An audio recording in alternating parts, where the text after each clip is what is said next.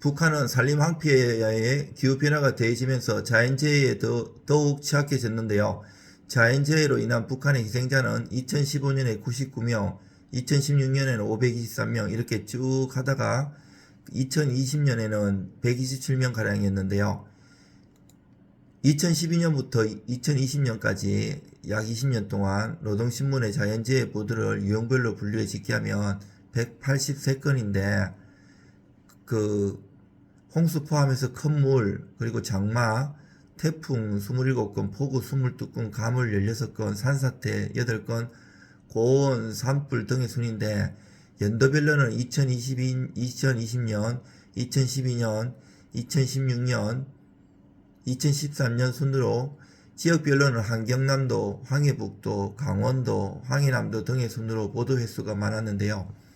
기후변화 관련 법 재개정의 흐름도 뚜렷했고요.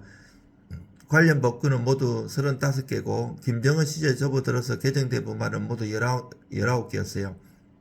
그리고 북한의 산림정책은 국제사회의 기후변화 대응 메커니즘을 활용하는 데서도 주동력이 되고 있고요. 북한의 기후변화 대응은 산림복구, 자연재해 예방, 기후변화 대응의 논리로 발전하고 있습니다. 먼저 서론 보시면 한반도의 기후변화는 전 세계 평균보다도 빠르게 진행되고 있고요. 올해도 봄 건너뛰고 바로 여름이 시작된 것 같아요. 그리고 이제 북한은 남한에 비해 더 빠른 속도로 기후변화가 진행되고 있는데요. 지구의 평균 기온은 지난 133년간 0.85도씩 증가했는데 한반도의 기온은 지난 30년간 연평균 1.2도 상승했어요. 북한의 연평균 기후 상승 경향은 남한보다 1.3배나 빠르고요. 남한 자체도 전 세계에 비해서는 빠른 편이죠. 북한의 강수 특성을 분석한 자료에 따르면 북한은 강수량이 증가하는 경향과 동시에 강수 일수가 감소하는 특징, 즉 강우 강도가 증가한 특징을 나타내고 있는데요. 이는 홍수뿐만 아니라 가뭄에도 취약해질 수 있는 강수 특성입니다. 이처럼 기후변화가 빠르게 진행되고 있음에도 북한은 기후변화 대응에서도 취약한 나라로 꼽힌데요. 2021년 10월 18개 정보기관을 총괄하는 미국의 국가정보국, 여기서 판별한 기후변화 대응 취약 우려국 11개 국가 중에서 북한이 꼽힙니다. 이제 각주 보시면 11개 국가는 북한을 포함한 남아시아 및 동아시아에 있는 아프가니스탄, 버마, 인도, 파키스탄 5개 국가와 중앙아메리카 및 카브리에 지역에 있는 가테말라, 아이티, 온두라스, 니카라과 4개 국가와 더불어 콜롬비아와 이라크인데요. IT 잘 아시는지 모르겠네요. 저는 IT하고 좀 관련 있는 사람이기도 한데 지금 얘기하자면 너무 길어가지고 생략하기로 하겠습니다. 국가정보국은 보고서를 통해 기후변화가 자연재해 증가, 난민 유입, 그리고 물과 식량과 같은 기본 자원에 대한 갈등을 촉발한다는 점에서 국가 안보에 긴급하고도 중대한 위협이라고 규정하고, 이들 나라들이 기후변화 대응력을 갖추는 것이 중요하다고 봤다. 국가정보국은 또한 북한이 사회기반시설과 자원관리가 열악해 홍수와 가뭄에 대한 대응력이 취약하며 만성적인 식량 문제가 악화될 것이라며 이상기후로 인해 가뭄 기간에 저수 용량이 줄어들고 장마 기간에는 사회 기반 시설이 손상될 수 있다고 진단했습니다. 한편 유엔의 국제재해경감전략기구는 2012년 발표한 보고서에서 북한의 자연재해 피해 인구수가 10만 명당 13,321명이라며 아시아에서 인구 대비 가장 많은 피해를 입은 국가로 파악하기도 했습니다. 북한은 기후변화와 산림 황폐화 문제가 더해져 자연재해에 더욱 취약한 상황입니다. 북한 또한 이와 같은 문제점을 인식하고 기후변화 대응에 나서고 있는데요. 북한은 이미 1994년 12월 1994년이면 이때 기억하기로 제가 특수부대에 있었는데 요때 김일성이가 죽었었어요. 그래가지고 전쟁한다고 그래가지고 난리 난 해라고 기억하고, 요 이전 해가 1993년도에 했는데 엄청 한 남한에 몇백 년 만에 더위라고 해가지고 여름이 불탈던 데인데 제가 훈련 받으면서 죽는 줄 알았던 해였어요. 1994년 12월 유엔기구 변화협약에 가입했으며 2005년 4월에는 기후변화협약 교토의정서를 비준한 바 있고요. 김정은 시대 접어들어 기후변화에 대한 북한의 관심은 2016년 파리 기후변화협정 비준, 2018년 5월 람사르 협약 가입 등으로 표현되었습니다. 2019년 9월에는 유엔에 제출한 서신을 통해 북한 정부는 인류의 미래와 직결된 기후변화라는 전 세계적인 문제에 대해 진지하게 접근하고 있고 이를 위한 국제적 노력에 적극적으로 참여하고 있다고 밝힘으로써 국제사회의 관심과 의지를 표명했습니다. 북한은 산림 황폐화 문제에 대해서도 본격적으로 대응하기 시작했는데요. 2015년 산림 복구 전투를 시작한 북한은 산림 녹화를 자연과의 전쟁으로 규정하고 산림 녹화 사업을 산림 복구 전투라고 명명했습니다.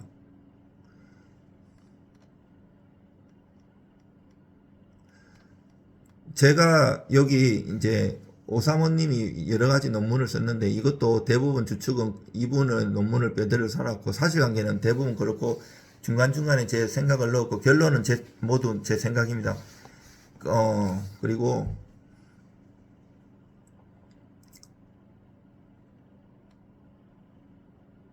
북한은 좀 이렇게 오타가 많은지 좀 이해해 주세요.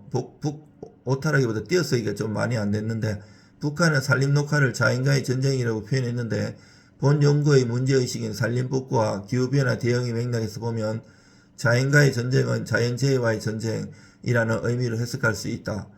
군사용어를 사용하는 것은 북한의 일반적인 명령이기도 하지만 산림정책에 대한 이 같은 명기는 어려운 조건 하에서도 산림 황폐화를 극복하고 산림 복구에 성공해야 한다는 절박성과 당위성을 표현한 것이라고 할 수 있습니다.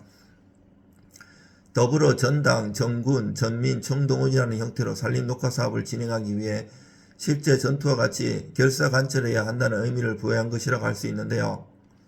각주 보시면 외국인의 경우 자연과 전쟁, 산림 복구 전투 등의 어감 때문에 자연과 산림을 복구 및 보호하자는 의미가 아니라 개발하겠다는 뜻으로 오해가 빚어지기도 하는데요. 이 같은 이유 때문인지 확실하지 않지만 북한은 영문 표기로 산림 복구 전투를 Forest Restoration Battle가 아니라 산림 복원 캠페인, Forest Restoration Campaign이라고 표현하고 있습니다. 캠페인이라고 표현한다는 거죠. Battle이라고 안 하고. 본 논문에서는 북한이 황폐화된 산림을 복구하는 데 주력하면서 이를 출발점으로 기후변화에 대응에 나서고 있다는 점을 살펴보는데요. 이를 위해 북한의 산림 황폐화와 자연재해 현황 및 언론보도 현황 등을 분석하고 기후변화 관련 법 제개정 변화를 분석하는데요. 또한 기후변화 협약 당사국 총회 참석 등 국제사회 흐름에 대응하는 북한의 행보를 살펴보겠습니다. 2. 선행연구 분석. 북한의 자연재해 및 기후변화 관련 선행연구를 크게 세 가지로 나누어 환경법 및 경제연구, 자연재해 발생과 대응에 관한 연구, 기후변화와 관련한 연구 등을 살펴보겠는데요. 첫째, 이제 환경 관련 법규의 환경정책을 분석한 연구인들이 있는데 환경법 개정 등을 기준으로 환경정책을 두 시기 1945년부터 1970년대를 전반부로 하고 1980년부터 90년대로 나누어 살피거나 2006년까지 환경법을 중심으로 환경정책을 정리한 뒤 환경보호를 위한 북한의 사회윤리적 노력에 초점을 맞춘 논의도 있습니다. 환경법과 관련해서 동향을 정리하거나 법조항 등을 분석한 연구와 남북법제 통합방안을 논하는 등 다수의 연구가 있고요. 이 외에도 북한 주민의 환경인식 등을 진전하기로 했습니다. 둘째, 북한 자연재해와 관련해서는 정책만이 아니라 기술 관련 연구 등 다방면의 연구가 진행되었는데요. 우선 예측, 대응, 보완이라는 세 가지 양상으로 북한의 재해관리 체계를 분석한 연구가 있는데요. 요거는 이제 허전필 선생님의 김정은 시대 북한의 재해관리 체계 지속과 변화 연구, 한국과 국제사회, 북한의 자연재해와 기후변화 대응 전략 185페이지에 있습니다. 그리고 또한 자연재해에 대응하는 북한의 조직과 체계 분석에 중점을 둔 연구도 있고요. 이 선행 연구들은 자연재해 현황과 체계 등을 분석한다는 점에서 본 연구와 상통하는 점이 있고요. 1991년부터 2020년까지 30년간 북한 자연재해 재난 현황 등을 추적한 연구도 있고요. 참고로 이 논문은 작년에 나온 따끈따끈한 논문입니다. 이 밖에 북한의 자연재해 발생 원인을 분석하고 자연재해 취약지를 추정하여 직간접적으로 완화 및 예방을 목표로 하는 연구들도 있고요. 시간 관계상 각 주들은 다 생략하기로 하겠습니다. 이 외에도 북한의 재난재해 현황과 남북 협력에 관한 연구가 다수가 있고요. 셋째, 기후변화를 주제로 한 선행연구는 최근 연구 성과들이 있는데 노동신문과 민주조선의 보도 내용 분석을 통해 기후변화 담론을 분석한 연구들이 있어요. 북한의 주축인 신문들이죠. 노동신문하고 민주조선. 이 연구는 2009년부터 2017년까지 기후와 온난화가 포함한 기사를 추출, 분석해 담론 변화의 가장 큰 계기를 정권 변화를 꼽았다. 또한 기후변화에 대한 취약성 평가틀을 북한에 적용한 연구가 있다. 이 연구에 따르면 황해남도와 환경남도의 기후변화 취약성이 다른 지역보다 상대적으로 높게 나타났으며 기후변화에 대한 민감도는 황해남도와 평안북도가 가장 높게 측정됐고요. 이외에도 한반도의 기후변화 대응 방안을 남북 협력 방안에서 모색한 연구 등이 있습니다. 저 잡지 않게 너무 진지하게 하고 있는데요. 제가 막 농담하고 싶어 죽겠는데 참기라 했는데 좀 농담하는 거 싫어하는 사람이 있어가지고 여기 지금 심각해요. 이거 사실 내년에 아마 확실한 제 소식통에 의하면 백두산 폭발한답니다. 다 남한까지 다 덮인다고 하더라고요. 이 밖에도 지속 가능한 발전의 측면에서 각 분야를 연구한 선행 연구들이 있는데 북한의 경제 관련 소논문 간행문인 경제 연구를 바탕으로 지속 가능한 발전, 이거를 영어로 뭐라고 하죠? Sustainable Development라고 합니다. 여기에 대한 인식 변화 등을 살펴본 연구 등이 다수 있고요. 선행 연구를 종합해보면 김일성 시대부터 시기별 자연재해 관련 법과 정책을 분석한 연구가 상당수 차지하는 반면에 김정은 시대에 초점을 맞춰 현황과 대응 측면을 분석한 연구가 드문데요. 기후변화 관련해서는 대체로 북한이 유엔에 제출한 지속가능한 발전 목표에 대한 분야별 항목평가와 분석 등에 초점이 맞춰져 있고요. 본 논문에서는 북한의 자연재해 현황에 대해 재난역학연구센터 등 각종 자료와 더불어 노동신문 보도 등을 통해 살펴보고 북한의 기후변화 대응 전략이 산림복구전투와 긴밀하게 연계돼 전개되는 양상과 특징 등을 도출하고요. 북한의 기후변화 관련 인식변화와 관련법, 국제사회 대응 과정 등에 대한 분석을 통해 북한의 기후변화 대응 전략을 개발하는데요. 세 번째, 북한 자연재해의 심각성. 첫 번째, 산림황폐화와 자연재해 현황. 북한이 2021년 6월 말 북한이 유엔에 제출한 조선민주주의 인민공화국 지속 가능한 발전을 위한 2030 의제 이행에 관한 자발적 국가검토 보고서에서 언급한 수치를 통해 북한의 산림면적 906만 헥타르로 국토면적의 73.6%에 이른데요. 이 표 1에 있는데 심각합니다. 근데 나 이 2030이 지금 우리나라에서 의미하는 2030 그 세대인지 그거는 모르겠습니다. 제가 나중에 선생님께서 아니면 아시는 분이 있으면 좀 가르쳐 주시기 바랍니다. 북한의 국토 대비 산림 비율은 상당히 높은 수치인데요. 2020년 기준 FA의 통계에 따르면 OECD 국가 38개국 중 국토 면적 대비 산림 비율이 60%에 들어간 넘는 국가는 5개 국가인데 산림 비율이 가장 낮은 나라는 73.74%를 차지하는 핀란드고요. 남한은 OECD 국가 중 네 번째로 산림 비율이 높은 나라로 64.52%에 살아요. 우리나라는 이제 여담이지만 제가 경매를 오래 했잖아요. 우리나라는 이게 여담이지만 사실 이 논문보다 이게 실제로 세락하는데 도움이 될 것 같아. 간단하면 제가 여담을 하겠습니다. 우리나라는요, 이 산림 비율은 64.52%인데 78%가 우리나라는 산이에요, 산. 그리고 삼면이 바다예요. 그래서 우리나라는 또 농경사회라 가지고 절대 농지는 개발을 안 해요. 그래서 임야 있잖아요, 임야 산이 실질적으로는 돈이 돼요. 임야 같은 거는 깎아가지고 금방 개발해가지고 아파트나 이런 거 많이 들어서요. 서울 외곽이나 경기도 그리고 지방도 마찬가지예요. 그리고 74% 8% 중에서도 악산이 또 80%예요. 그거는 개발 못해요. 뭐 백두산이나 지리산이나 설악산 저 꼭대기 있잖아요.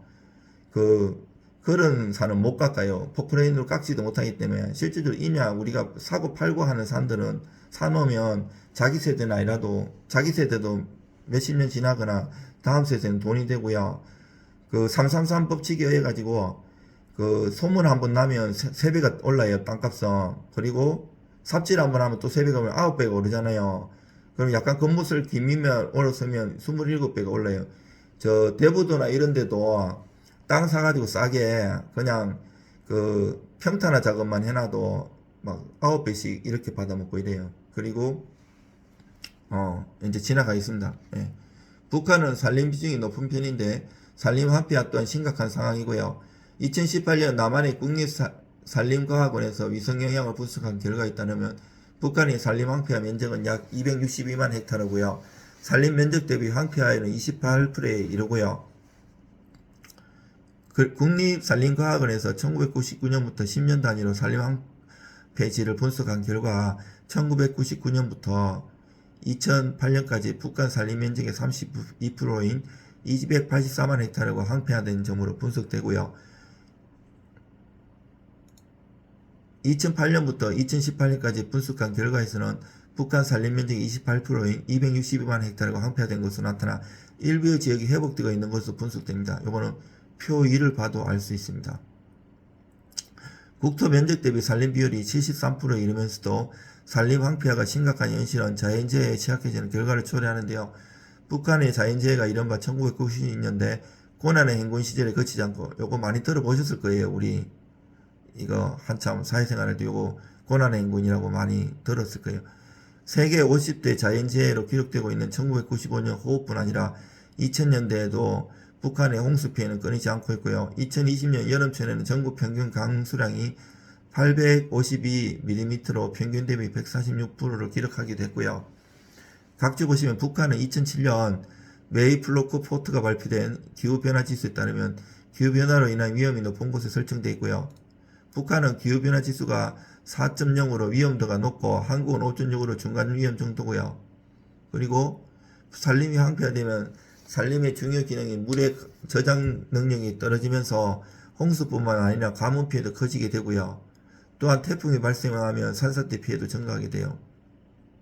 그리고 상류 지역의 산림훼손으로 하류의 하천이 범람하는 경우는 농경지, 도로, 공장 등이 손상되고 북한의 산림 황폐화는 외화벌이를 위한 과도한 벌채, 식량 문제를 해결하기 위한 산지 개간 농사, 에너지 부족으로 인한 땔감 채취 등으로 빚어졌는데 산림 황폐화가 도리어 자연재해와 경제난을 가중시키는 악순환이 만들어졌고요. 경제난이 심화되니까 산림 황폐화가 되고 자연재해가 되고 경제난의 악순환은 북한이 산림복구를 중심으로 한 기후변화 대응에 나서게 된 주요 배경이에요. 금이 이를 보면 산발적으로 뻗어나가는 걸 알 수 있고요.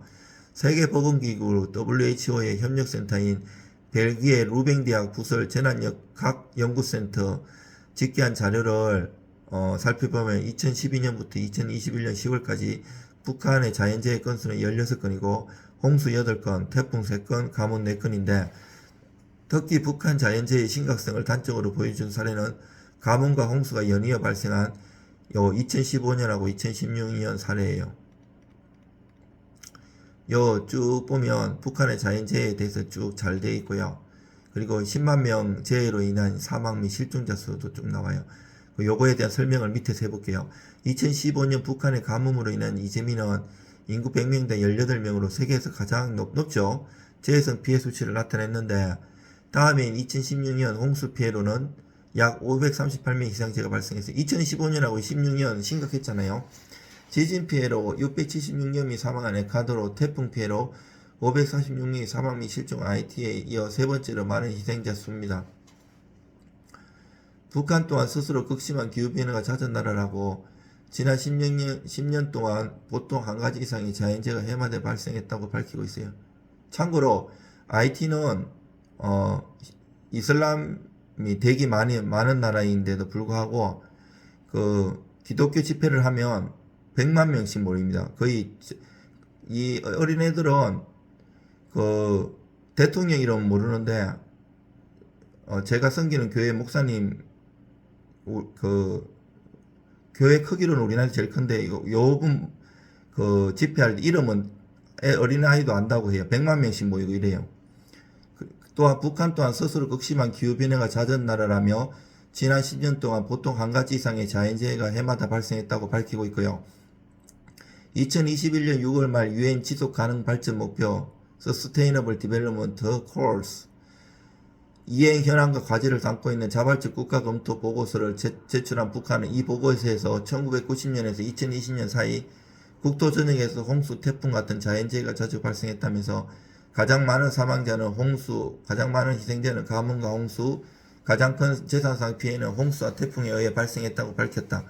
북한의 자연재해 피해는 스스로 밝힌 것처럼 심각한 상황이고요. 아까 그림이 그리고 표사에 대해서 이거 설명할게요. 북한이 자발적 국가검토 보고서에서 밝힌 희생자 수치를 재난연구센터가 집계한 희생자 수치와 비교해보면 다음과 같은데요. 북한이 자연재해와 관련한 구체적인 피해 규모를 구체적으로 공개한 적이 없는데요. 2021년 6월 자발적 국가검토 보고서를 통해 2015년부터 2022년까지 연도별 사망 및 실종자 수까지 밝힌 것은 자연재해의 심각성을 인지하고 대응하기 위한 행보라고 할 수 있어요.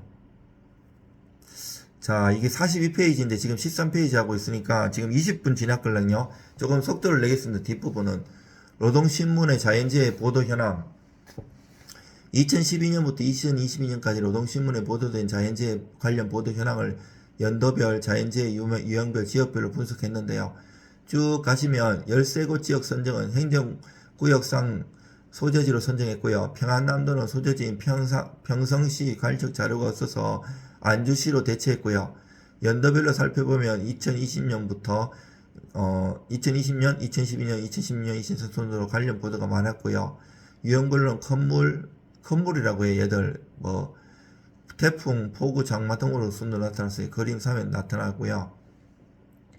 자연재해 유형은 건물, 아까 홍수 포함한다 그랬잖아요. 서두에서 장마, 태풍, 산사태, 가물이라고 해요. 산불, 폭우, 고온 등으로는 살펴봤고요. 노동신문의 자연재해 유형이 언급된 기사를 살펴보면 직접적으로 피해를 언급하거나 예방에 초점을 맞춰 다루기도 했고요. 노동신문에 보도된 자연재해 피해와 예방 관련 내용을 모두 포괄의 수치를 집계했고요. 자연재해를 언급한 기사의 개수는 모두 106건이며 자연재해 유형이 언급된 수로 파악하면 183건이에요.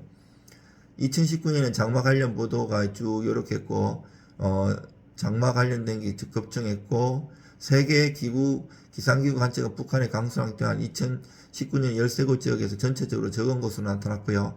2015년과 2020년에는 건물 장마 관련 보도가 쭉 이렇게 되어 있는 것을 알 수 있어요. 그림사에 자세히 나타나고요. 그리고 2011년부터 2022년까지 북한과 남한의 강수량 추이를 비교해보면 뚜렷한 차이가 드러나지 않는데 이제 이거는 그림 5에서 볼 수 있어요. 아까 4하고 달라요. 남북 강수량이 큰 차이가 없음에도 불구하고 북한은 강수 피해가 컸다는 것을 알 수 있고요. 특히 2016년 북한은 538명의 희생자와 60만 명 피해자가 발생한 등 해방 후 대재앙이라고 불릴 만큼 큰 수를 입은 바 있어요. 남한과 북한이 큰 이렇게 차이가 없더라도 준비해 놓은 보라든지 그 저수지라든지 이런 것에 따라 달라요. 저는 그 어렸을 때 엄청 산골짜기에서 자랐었는데 산골짜기 같은 경우에 진짜 그 천수답이라고 해서 실질적으로 그 물이 내리지 않으면 그 뭐 이렇게 논이나 밭을 개간할 수가 없는데 조금 더 낮은 마을에 가면 이렇게 저수지를 개간해 놓는데 이게 여름에 장마가 막 터지고 불이 늘어나면 이게 물을 쭉 빼줘야 되는데 못하면 뚝이 조금만 이렇게 터지면 다 터지걸랑요. 그러면 밑에 마을 잠기고 시골 산골 같은데 장난이 아니더라고요. 북한이 아마 지금 그런 것 같더라고요. 논문을 쭉 읽어보니까 2015년 북한 스스로 100년 만에 완가뭄이라고 밝혔는데 재난연구센터가 집계에 따르면 가뭄으로 인한 피해가 수가 1800명에 이르고요. 동시에 폭우로 인한 피해자 수가 3541명에 이르고요. 2015년은 8월 나선 지역의 태풍 고니가 동반한 폭우로 피해가 컸다는 얘기도 합니다. 2015년하고 16년 피해가 컸다고 했죠. 우리나라는 그때 막 부동산이 엄청나게 올라가고 있었던 해였어요. 그리고 표 6에 보면 큰물과 가는 그 가물하고 그 이제 피해를 알 수 있고요. 이제 요거는 자연재해 유형별 관련 지역 보도 횟수인데 그 이제 아까 그 태풍 고니 나선 지역 거기에 대해서 이제 집중적으로 알 수 있는데 여기 보면 쭉 커지죠. 이제 연도별로 관련 지역을 보던 횟수를 합하면 2015년 태풍으로 큰 피해를 입은 나선 지역에 보도가 11건으로 많고 2020년은 다른 해와 달리 지역을 언급할 수가 많다는 것을 알 수 있고 2020년 해봤자 몇 년 안 됐어요. 불과 만 2년 전이라고요. 2018년 자연재해 관련 보도가 거의 없다는 점이고 2018년에 가뭄 피해를 줄이자는 독려기사만 발견되고요. 표 7에 나와 있어요. 이게 2022년도까지 자료가 있고 2022년도에 그 발표된 논문이라서 따끈따끈해서 제가 요거를 선택했고 내용도 괜찮아서 요거를 선택했습니다. 북한의 기후변화 대응 전략, 산림복구 전투와 기후변화 인식. 이제 북한이 기후변화에 대응하는 출발점이다 동력이 되는 것은 산림복구 전투인데요. 북한은 아까 전투를 배틀이라고 안 하고 캠페인이라고 한다고 했죠. 북한은 2015년부터 산림복구 전투를 시작하면서 산림복구 문제를 기후변화 자연재해 대응과 연계하고 있는데 북한은 2016년 유엔 전략계획에 합의하며 스스로가 산림 및 토지 황폐화 문제에 직면해 와 있고 이로 인해 기후변화 기상변화에 더욱 취약해지고 있고요. 변화를 넘어서 이변이라고 하죠. 산림복구를 포함한 재해 위험 감소 조치는 북한의 주요 우선순위라고 밝힌 바 있고요. 이제 김정은 위원장은 2012년 4월 국토 관련 노작을 발표하면서 산림복구 의지를 공식적으로 표명했어요. 김정은 위원장이 이제 2012년 4월 27일 발표한 노작으로 사회주의 강성 국가 건설의 요구에 맞게 국토관리 사업에서 혁명적 전환을 가져올 때 대하여 이렇게 해가지고 조선중앙통신이 했는 기사가 있고요. 이제 이 노작에서 고난의 행군에 대해 처음으로 비판적인 농작, 요거는 이제 지 할아버지 김일성이가 이제 1994년부터 이제 고난의 행군이라고 했는 건데 이제 비판하면서 지 위 아버지 김정일도 많이 비판하고 지가 이제 독자 노선을 걸어갔는데 지 형도 죽이고 김 위원장은 지금 나라의 살림은 영원히 황폐되는 거 아니면 다시 추서는가 하는 갈림길에 놓여 있다고 지적하며 고난의 행군 시기부터 살림들이 식량과 땡값을 해결하면 다고 하면서 나무를 망탕 찍은데 다 산불 방지 대책도 바로 세우지 못하였다고 비판했다.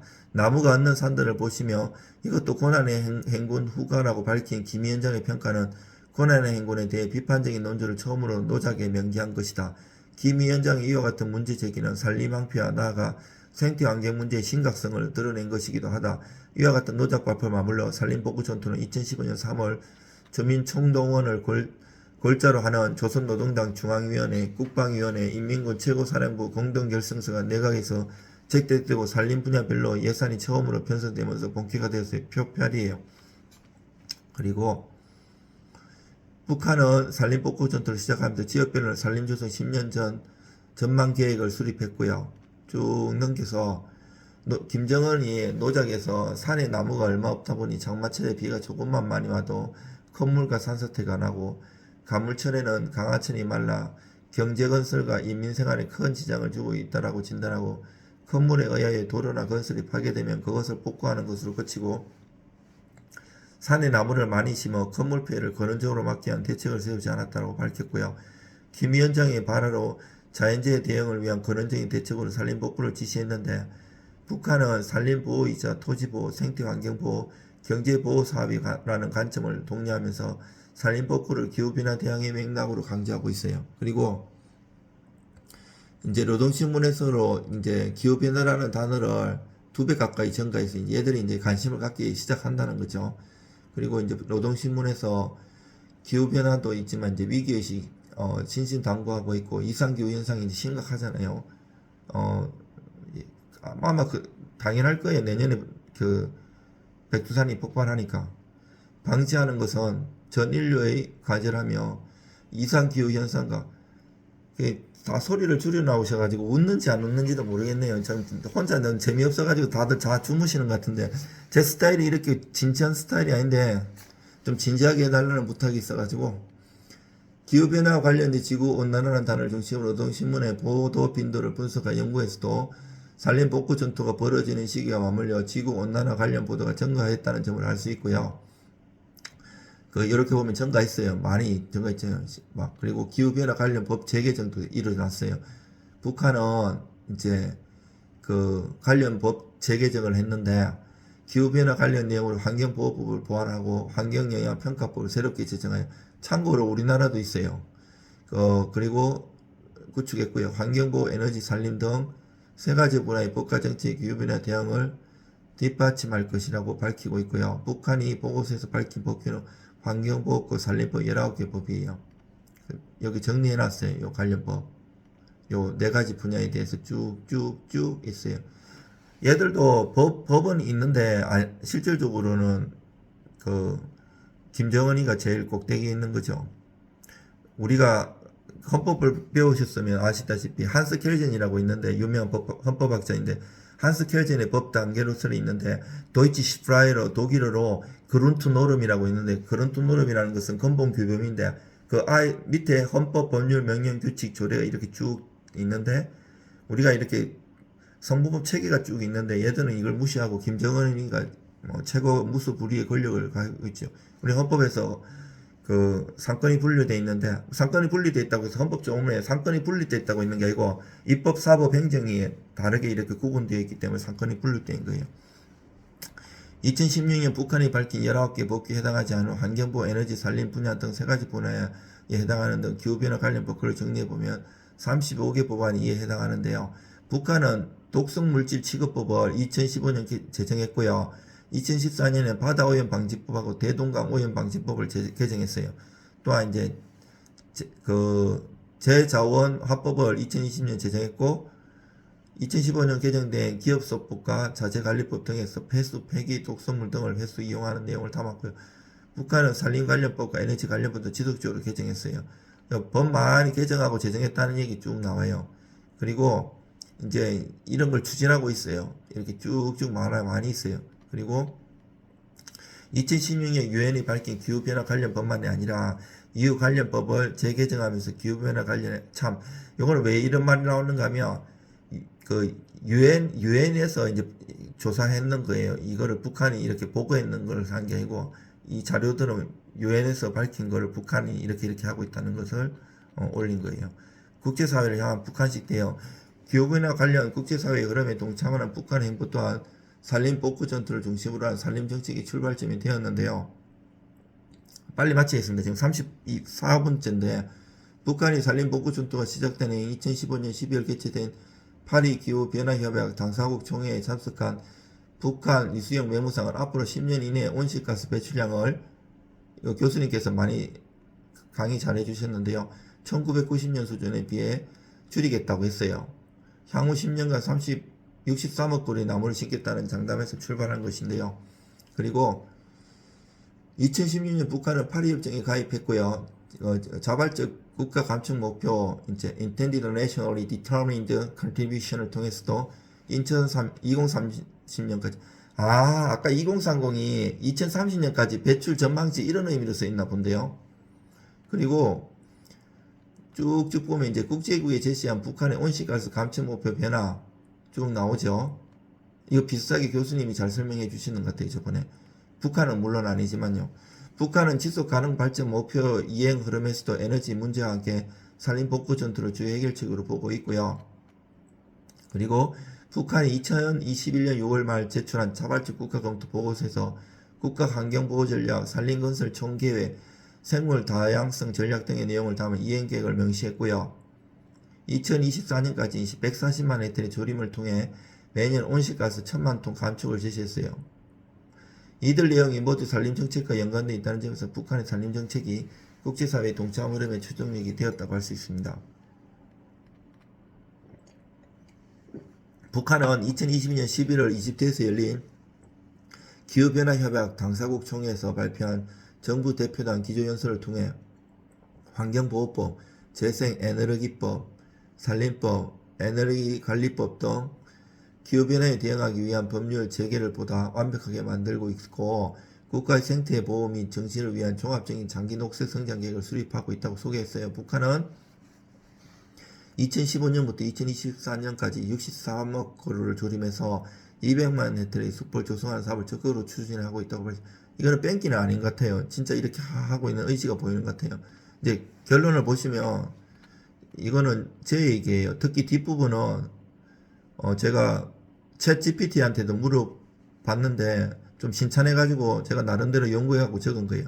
북한의 산림 황폐화는 자연재해에 더욱 취약해지는 상황을 초래했고요.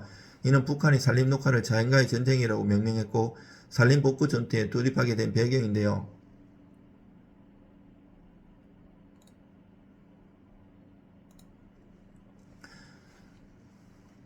2015년부터 시작된 전당, 정군, 전민을 총동원한 산림복구 전투는 자연재해와 함께 기후변화에 대응하는 출발점이 됐고요. 북한은 2016년 유엔과 공동 합의한 문서에도 산림 및 토지 황폐화 문제에 직면했고, 이로 인해 기후변화, 기상이변에 대해 더욱 취약해지고 있다고 진단했고, 산림복구를 포함한 재해위험 감소 조치는 북한의 주요 우선순위라고 밝히고 있어요. 북한의 자연재해는 스스로 극심한 기후변화가 잦은 나라라고 지난 10년 동안 보통 한 가지 이상의 자연재해마다 해마다 발생했고요. 심각하고요. 북한이 발견 자해 희생자는 2015년 99명, 2016년 523명 쭉 이렇게 늘어나요. 재난역학센터 CRED에서 북한의 자연재해 건수는 2012년, 2021년까지 10월까지 모두 16건이고 홍수 8건, 폭풍 3건, 가뭄 4건인데 2012년부터 근데 이게 지금 죽은 사람보다 이재민이나 이런 사람들이 많은 게 더 문제인 거예요. 기아 막 굶어 죽고 심각하잖아요. 지금 북한에 탈출하는 사람도 우리가 종교단체나 다른 걸 통해 갖고 그 중국이나 통해 가지고 넘어오는 사람이 우리가 지금 그 알고 있는 것보다 진짜 많고 넘어오다가 총 맞아 죽는 사람도 많고 저는 넘어온 북한 친구들이 많아요. 그 생생한 얘기를 엄청나게 많이 들었어요. 제가 그분들도 우리 국민이기 때문에 같이 보듬고 그 세터민들을 도와야 된다고 생각합니다. 저도 개인적으로 많이 돕고 있습니다. 자연재해를 언급한 기사의 개수는 모두 106건이고 자연재해 유형이 언급된 수로 파악하면 모두 183건인데 유형별로는 건물, 장마, 태풍, 폭우, 가물, 산사태, 고온, 산불 순으로 나타났고요. 연도별로는 이렇게 되고 보도가 많았고 산림복구 전투가 본격화되는 흐름과 맞물려 기후변화 관련된 인식변화도 드러났는데 2012년부터 22년까지 노동신문의 기후변화라는 단어를 중심으로 한 보도를 살펴보면 산림복구 전투가 시작되는 2015년부터 2배 가까이 늘어났고 보도량이 늘어난 것과 함께 내용에서도 기후변화 대처의 필요성 등을 강조하는 양상을 보였고요. 자연재해와 기후변화에 대응하는 북한의 행보는 관련 법 재개정의 흐름 속에서도 나타났고 기후변화 대응 관련 법은 모두 35개로 취합할 수 있고 이 중 재방지 및 구조 복구법은 2014년 6월에 제정됐고 재자원화법은 2020년 5월 제정됐고요. 환경법제의 기본법이라고 할 수 있는 환경보호법은 2021년 6월 개정된 것으로 알려졌고요. 재생에너지법, 아까 에너지법도 있죠. 이것도 에너지 이런 거에 대해서 설명하자면 되게 길어요. 그리고 자연보호구법 등 상당수 관련 법들도 개정되고 있고요. 국제사회를 통해서는 대북체제 등으로 인한 난간을 환기하면서 산림복구의 성과를 강조하는 북한식 논리로 대응하고 있고요. 국제사회의 기후변화 대응 메커니즘을 활용하는데 북한의 산림정책이 추동력이 되고 있다는 점을 확인할 수 있고요. 산림복구 등 자체 노력을 중심으로 국제사회의 기후변화 이슈에 대응하는 양상은 앞으로도 지속될 것으로 보이고요. 북한의 대응 양상은 산림복구, 자연재해 예방, 기후변화 대응의 연결 구조를 띠고 있는데 산림복구 전투가 황폐화된 산림을 복구하는 선에서 그치는 것이 아니고요. 기후변화에 대응하는 선제적이고 적극적인 차원에서 이를 부각시키고 발전 진화하는 양상이 있어요. 지금 김정은이가 최근 추진하는 거는 이제 뺑기는 아니고 진짜 하고 있는 것 같아요. 그만큼 절실하다는 거고 북한 체제도 붕괴될 것 같고 걔들이 지금 이렇게 그 가이드 그리고 이제 그 북한 체제가 아마 말이 조심스러운데 붕괴될 그또 우리가 대비하고 있는 것으로 알고 있고 그 통일 하는데 이게 그 도이치시 프라이 독일에서는 이게 옛날에 내가 대학교 때 헌법 논문을 쓴 게 있는데 지붕이론이라고 해가지고 북한의 동독과 서독이 이제 자연스럽게 통합됐는데 우리나라는 그게 아니 통일 비용이 엄청 들어요. 그거를 지금 준비하지 않으면 통일됐다고 다 좋은 건 아니에요. 그거 통일은 돼야 되지만 그거 준비 안 하고 하면 엄청난 소용돌이들이 일어나고 위험할 수가 있어요.